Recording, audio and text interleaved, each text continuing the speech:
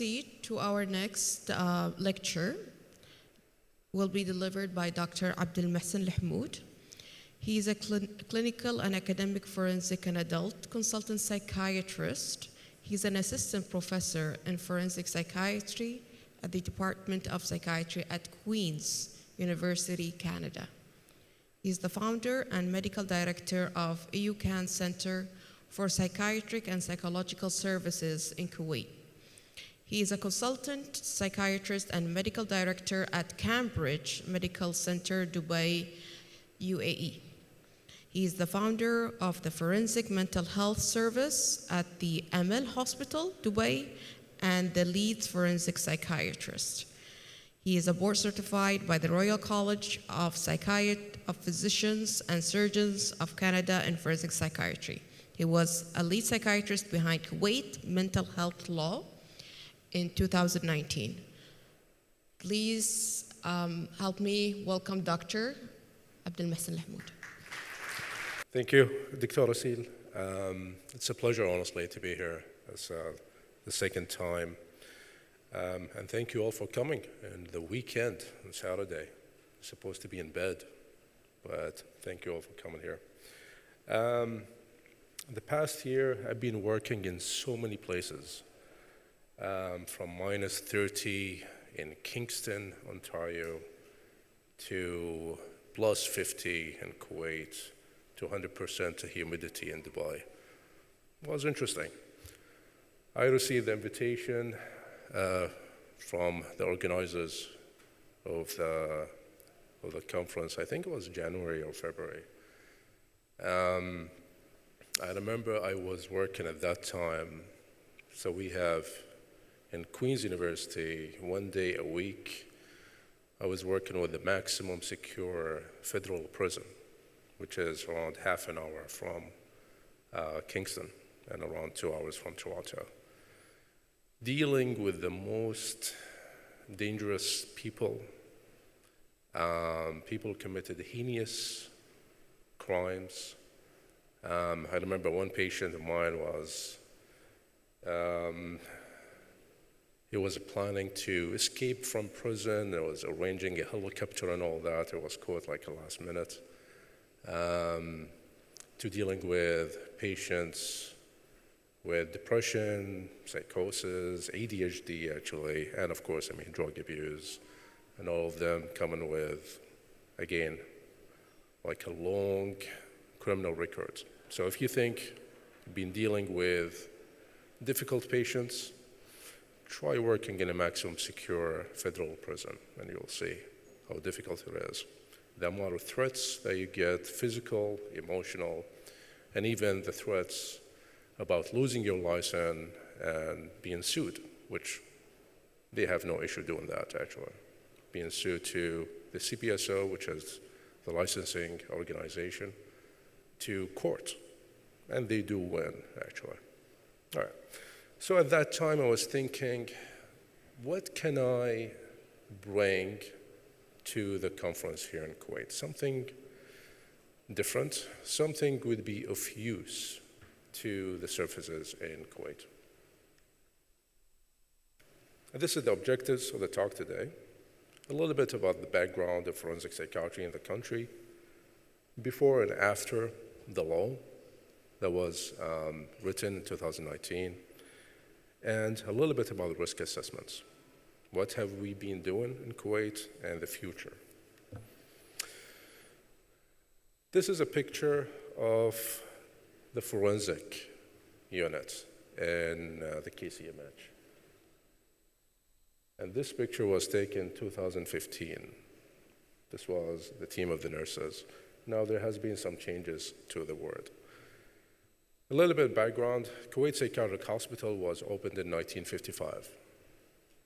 The name was changed to Kuwait Psychological Medicine Hospital in 1980, and the name was later changed to the current name, which is KCMH, the Kuwait Center for Mental Health, in 2013, and the Forensic Psychiatry Unit was established in 1981. This was me with my colleagues in 2015. I think the only person still in that picture working forensic is Dr. Talal. All of the rest, they either moved to different units or they left the country, actually, and they're all are missed. So the way that we used to function, or still, basically that patients are sent from the court for assessment. And then we also see the patients who are being admitted in the forensic unit to see whether they're able to be discharged from the forensic unit or not. Based on what? This is basically what we're going to talk about. This is a picture of the law that was enacted in 2019, Qanun al-Sahha al-Nafsiyya, which was honestly a big step, a huge milestone in mental health services in general in Kuwait. This is the section that's very important about the forensic mental health. By the way, Kuwait mental health is very unique. That's the only mental health in the whole region, in the Middle East, that talks and governs forensic mental health. Because usually forensic mental health is governed by a different law, usually the criminal law. But we took the opportunity when the mental health law was being written, and we added the forensic mental health services. If you're interested, this is a recent publication for us. This was when I was at Queen's. So you can see even at the bottom, it was the department, published by the Department of Psychiatry in Queens. Was published in, I think, January or February this year. It talks about forensic mental health in general, about the law in Kuwait, and the future directions, basically, of where the services should be going in the future.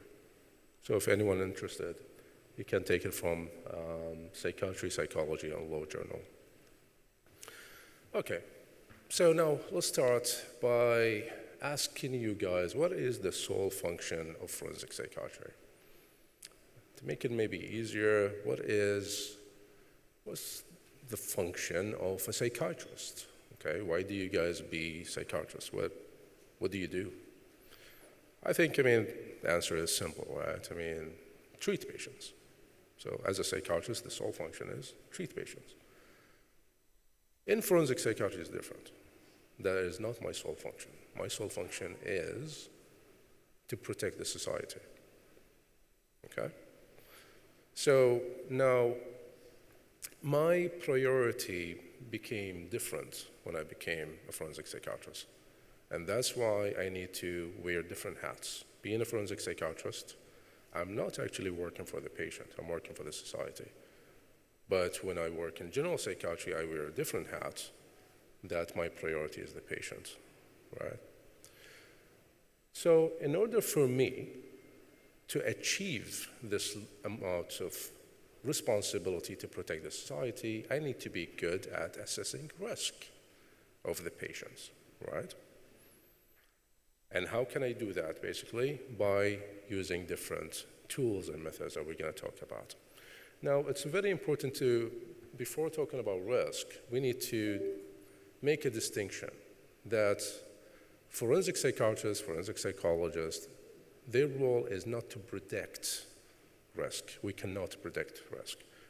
When we say predicting risk, that means it should come in a very certain way, right? That either happens or not happen. But we do not predict risk, we assess risk, and there's a big difference. So the goals in general of why we do risk assessments is basically for us to have a common language between us. Then when we say that this patient is dangerous or the danger level is very high, right? This is a common language between basically people working in that field, so they know how to deal with this patient, right? And so many other rules basically that, we manage also this risk, we make it improved, and to protect also the rights of the individual himself.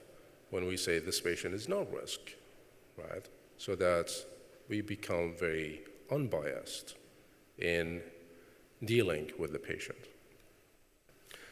Risk factors are different, and there are different types that when we talk about risk, we usually talk about. There are the static, which are usually the ones that do not change. Those are the ones that happened in the past. For example, history of violence.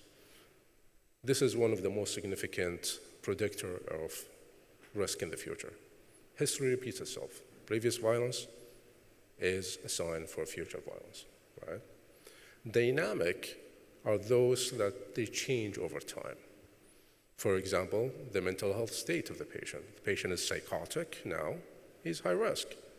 When he's treated, he's well, he's not high risk, right? So those are the difference between, the risks.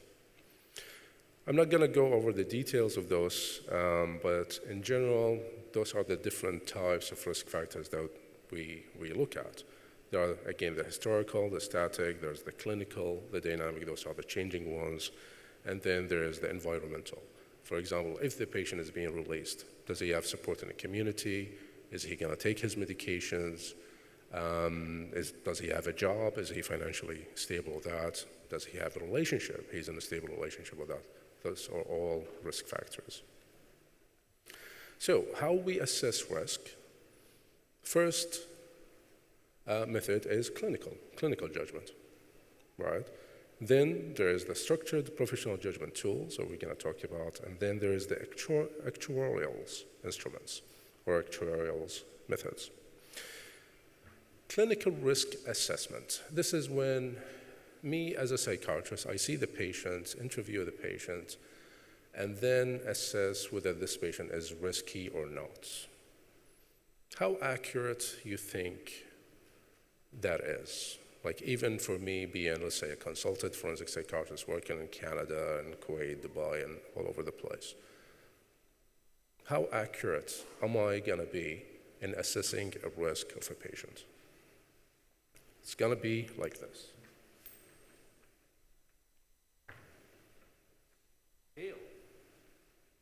So I think maybe, yeah, we should let him go actually.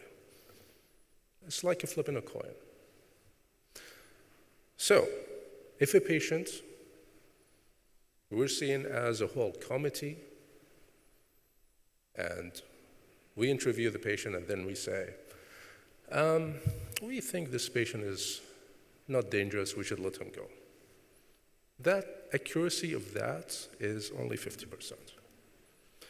So, the accuracy of this committee, me there with them كاشخين ورايحين الصبح قاعد نشوف المرض مجهزين الحالات زين 50% لو واحد يجي من الشارع بس فليبس كوين تقريبا نفس النتيجة راح تكون.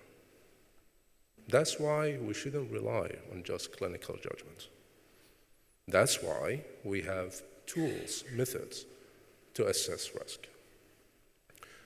The ones that we use, what we call the SPJ, Structured Professional Judgment Tool. The most famous one is the HCR. Now they have the version 3. There is the SVR20, which is for sex offenders. There's a START for short-term risk. There's the SARA, domestic violence. SAM for stalking. SAVRI, which is for the youth and adolescents. This is very famously used in child psychiatry, which is similar to HCR20. And then the SAPROF, which tells us the protective factors. And then there is the actuarial instruments. Those are, they predict violence risk in the long term, right? The SPJ tools, they assess risk usually within 6 months to 1 year. And then we have the psychopathy checklist, which is not a risk assessment, but it does tell us how psychopath the person is, which is a huge indicator of violence. The higher the psychopath the person is, the higher the likelihood that violence will happen, okay? This is a picture of the HCR. This is the version 3. When we started in Kuwait in 2015, we've been using the HCR version 2, and I think we still use that. I think honestly it's time that we start using the version 3, because now forensic settings in all over the world, they use the latest version. So it's been more than 10 years now. Something that they use also, I remember at Queens Providence Care Hospital where I was working at, and in general in Canada, they use a scale called the AIS, which is derived from the HARM, which is the Hamilton Risk Scale. So basically what we used to do, we have a case conference for every single patient we have in the unit, and we assess basically all the incidents that happened during the month, starting by 1 to 9. 9 is the very severe that, for example, the patient assaulted another patient, assaulted the staff, to 1 just having an attitude, right?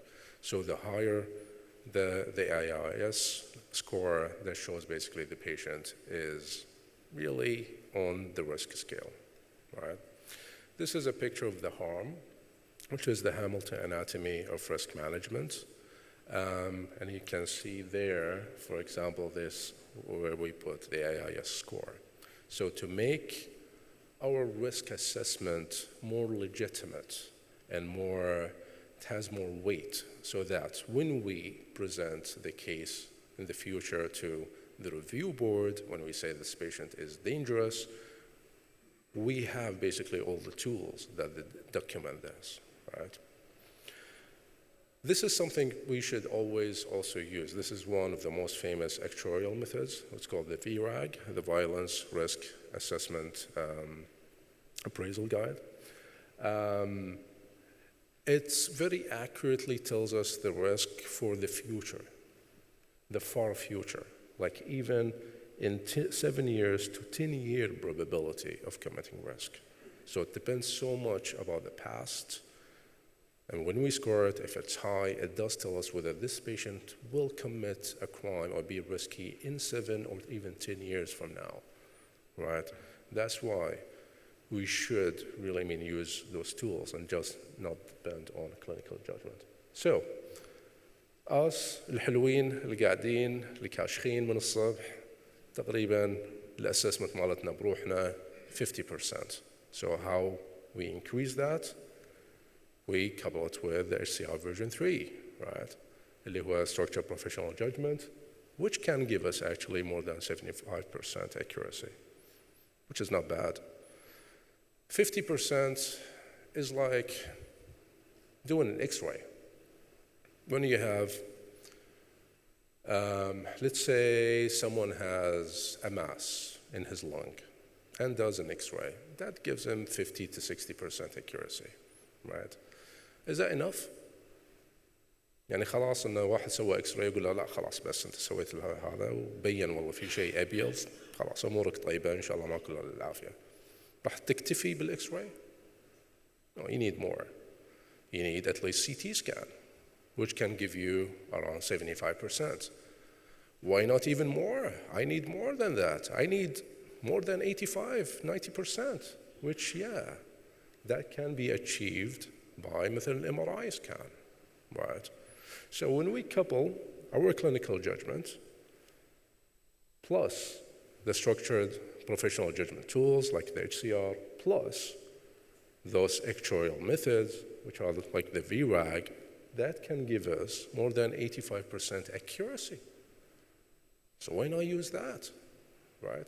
So with that, we can say for sure that this patient, for example, there's 85% risk that they will commit a crime in the future. That's why this patient should be still, for example, in the forensic unit and should be treated more and all that, right?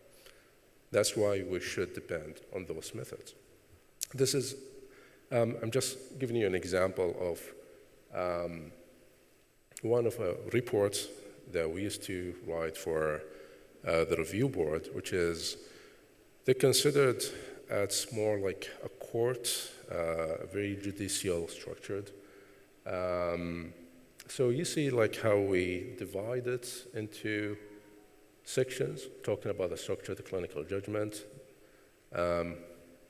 describe the HCR version 3, for example, about the patient, talking details about the historical risk factors, the dynamic risk factors, clinical risk factors, go into risk management scale, okay? Those are like the risk for the future. Then describing the harm for the patient. This is an actual patient. I did remove the name of the patient. And talking in details about what basically incidents happened during the past year and all that. To later on summarize all the risk. And I will read it to you quickly.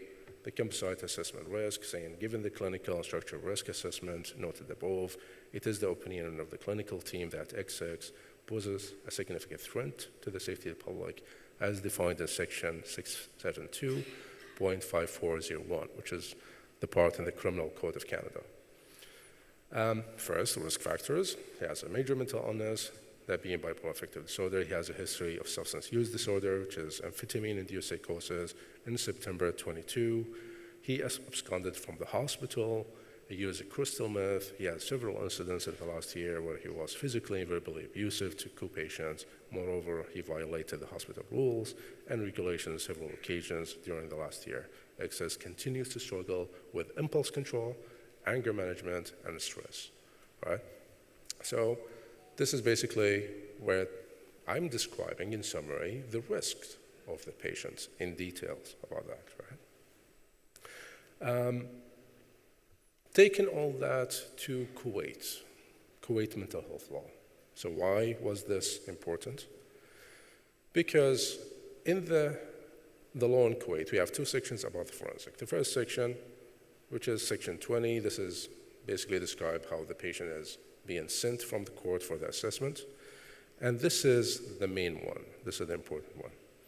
Basically says, section 21, a patient who is found to be not criminally responsible due to mental illness shall be admitted to by an order from the court to a psychiatric facility or treatment.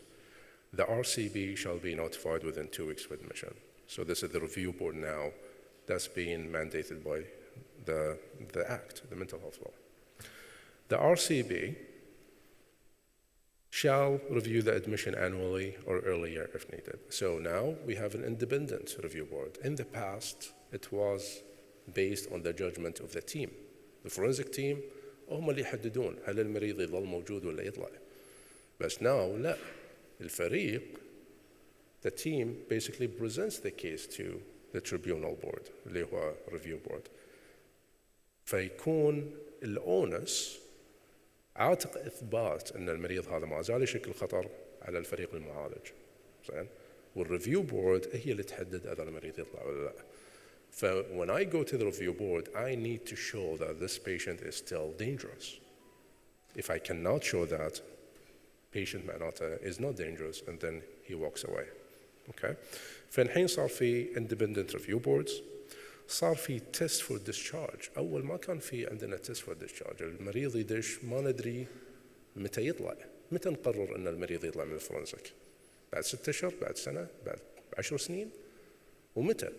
لما يتحسن؟ لما ياخذ الأدوية؟ ولا لما ما يشكل خطورة على المجتمع؟ وإذا ما يشكل خطورة على المجتمع شلون نقيس هالشيء؟ أوكي؟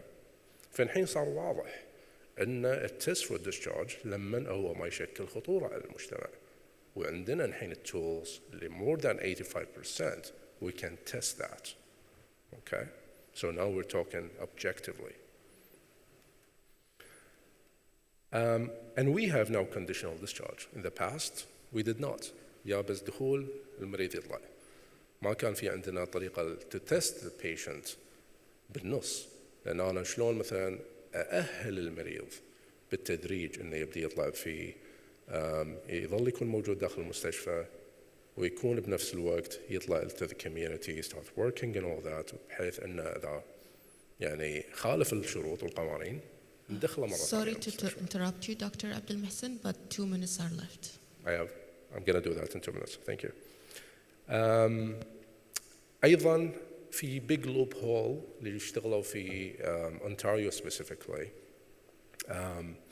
And the treatment in Ontario, for example, is governed by a different law than admission. So the patient is going to be admitted involuntarily, but at the same time, treatment is governed by a different law, which is the Healthcare Consent Act. So, which was a famous case in Canada that starts in Swayze. where the patient got admitted, the CAMH, in Toronto for 6 years involuntary against his will because he was dangerous, but at the same time he was capable regarding treatment. So he was not treated for 6 years, although he was admitted involuntarily. فإحنا حاولنا نتجنب المشكلة هذه إن حطينا كلمة واحدة بالمادة هذه it made a big difference. فإن المريض لما يدخل هو قاعد يدخل للعلاج. Right? والعلاج كان طبعا يشمل اللي هو psychotherapy, psychoeducation وغيره. So in summary, SPJ tools, اللي هو structured professional judgment tools, should always be used, especially in forensic settings. If you can use it in general setting, the SCR can be used in all settings, so use it. Okay, but in forensic, it must be used. SPJ tools and actuarial methods should be used, never base opinion on clinical judgment. Rehabilitation programs tailored for forensic settings are needed, especially if we start, rehabilitating the patients. لما نخليهم يطلعون من الفورنزيك لازم يكون في برامج معينة تأهلهم إنه يردون للمجتمع. Fellows and trainees in forensic psychiatry are needed. الحمد لله في عندنا دكتورة دلال العوضي, highly interested, and honestly we do need more and more لأن المجال قاعد يتوسع ومحتاجين more fellows and trainees بالمجال هذا. And we do need clinical forensic psychologists. حاليا ما في أي clinical forensic psychologist بالدولة. زين؟ أنا أقصد clinical forensic psychologist يكون ماستر PhD in clinical forensic psychology. مو أنا بس شخص teaching forensic psychology. Okay, that does not make them forensic psychologists. Okay, so we need people being trained in clinical forensic psychology, and we honestly desperately in need for that. With that, I thank you all for your attention. Thank you, Dr. Abdel Mohsen. For any